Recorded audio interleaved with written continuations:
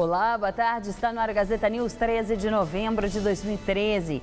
Julgamento do mensalão. Ministros do STF retomam análises de recursos dos réus condenados no processo e determinam a primeira prisão.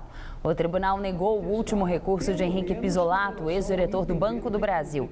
Ele foi condenado a 12 anos de prisão pelos crimes de formação de quadrilha, peculato e lavagem de dinheiro. Com isso, foi pedida a prisão imediata dele. Os ministros também mantiveram a condenação de Roberto Jefferson, delator do esquema. Ele deve cumprir 7 anos de prisão em regime semiaberto, que é aquele em que o detento só dorme na cadeia. A defesa de Jefferson pedia que ele cumprisse a prisão em casa por motivos de saúde. Até agora, só foi aceito o recurso de Breno Fischberg, ex-dono da corretora Bonus Banval. Ele tinha sido condenado a mais de 3 anos de prisão, mas a pena foi convertida em prestação de serviços comunitários. Outros recursos foram rejeitados ao longo da tarde.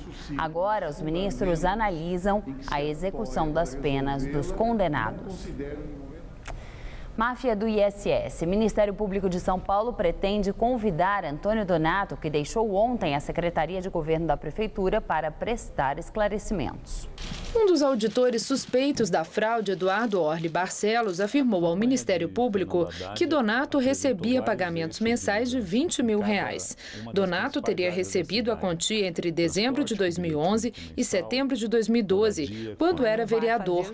O promotor Roberto Bodini afirmou ainda que, por enquanto, Donato será ouvido na condição de testemunha.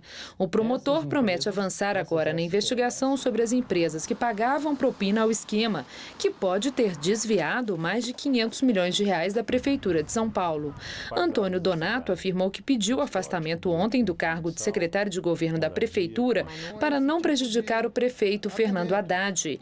Ele também diz que as acusações são uma tentativa da quadrilha de desviar o foco das investigações. A cobertura completa sobre este assunto você assiste logo mais às 7 da noite no Jornal da Gazeta. A ANS anuncia suspensão de 150 planos de saúde. De acordo com a Agência Nacional de Saúde Suplementar, os planos suspensos eram oferecidos por 41 operadoras. Eles não poderão ser comercializados pelos próximos 3 meses. A medida foi tomada por descumprimento de prazos estabelecidos para atendimento médico, realização de exames e internações, além de negativas indevidas de cobertura. A suspensão das vendas não afeta o atendimento aos atuais usuários desses planos de saúde, mas impede a inclusão de novos clientes. Invasores de terreno ao lado da Marginal Tietê e integrantes do MTST fizeram hoje uma manifestação em frente à Prefeitura de São Paulo. O grupo chegou ao edifício Martinelli, aqui no centro, no começo da tarde, onde representantes se reuniram com o secretário de Habitação. São todos moradores da favela formada nos últimos meses, embaixo da ponte estaiada Orestes Quércia, na Marginal Tietê. Esta é a terceira vez que eles protestam contra a reintegração de posse do local. Nas outras vezes, bloquearam a Marginal Tietê, onde fica a ponte, e só saíram depois de confrontos com a polícia. Eles dizem que, se forem tirados de lá, não tem para onde ir e pedem que a prefeitura dê moradia para essas famílias que vivem no local. A frente fria que estava prevista para chegar hoje a São Paulo já passou pelo estado e apenas diminuiu a temperatura. E segundo os meteorologistas, não há previsão de chuva e o calor aumenta até sexta-feira, feriado. Vamos aos detalhes da previsão para o estado de São Paulo com Luciana Magalhães. A quinta-feira será de sol, calor e tempo firme na maior parte do estado. A frente fria que deveria ter mudado o tempo em São Paulo passou rapidamente, diminuindo a temperatura só no leste do estado. Em todo o interior, a quinta-feira será quente e abafada. No centro-oeste, máxima de 33 em Araçatuba. No centro-norte, previsão de pancadas de chuva por causa do calor. A máxima chega aos 31 graus em Barretos. E na faixa leste, temperaturas mais baixas, com máxima de 26 em São José dos Campos. Na Grande São Paulo, o dia começa com névoa, mas o sol logo aparece e não chove. E é bom paulistano tomar cuidado com o sol, pois amanhã o índice de radiação ultravioleta, que causa danos à pele, chega a um nível extremo. Amanhã na capital, sol entre nuvens, não chove, máxima de 26 graus. Na sexta-feira, o calor aumenta, chegando aos 32. E no sábado, sol com pancadas de chuva, máxima de 30 graus. Daqui a pouco eu volto com mais informações sobre o tempo no Jornal da Gazeta. Até lá! 2013 ainda não acabou, mas segundo a ONU pode ser um dos anos mais quentes da história. A informação está no novo relatório da Organização Meteorológica Mundial da ONU, que lançou o documento hoje simultaneamente em Genebra e em Varsóvia. As temperaturas registradas até agora já colocam 2013 entre os 10 anos mais quentes desde que as medições começaram em 1850. A temperatura média nos 9 meses analisados ficou 0,48 grau, mais alta que a média registrada entre 1961 e 1990. O governo das Filipinas revê o número de mortos da tragédia provocada pelo tufão Haiyan. O número oficial de mortos passou dos estimados 10 mil para pouco mais de 2 mil.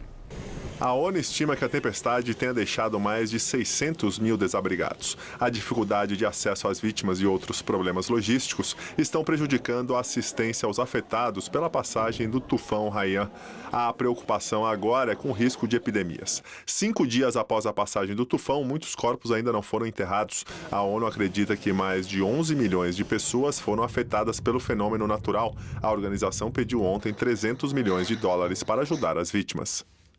O Natal se aproxima e com a chegada da data, a cidade e os shoppings são tomados pelas decorações temáticas cada vez mais tecnológicas e sofisticadas.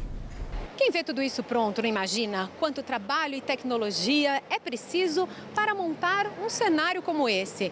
Para fazer uma fada, por exemplo, que se movimenta, 8 equipes de áreas diferentes trabalham em conjunto. Primeiro, o design é criado em 3D no computador. Só então, um molde é feito de papel ou então de isopor para receber o acabamento de fibra de vidro.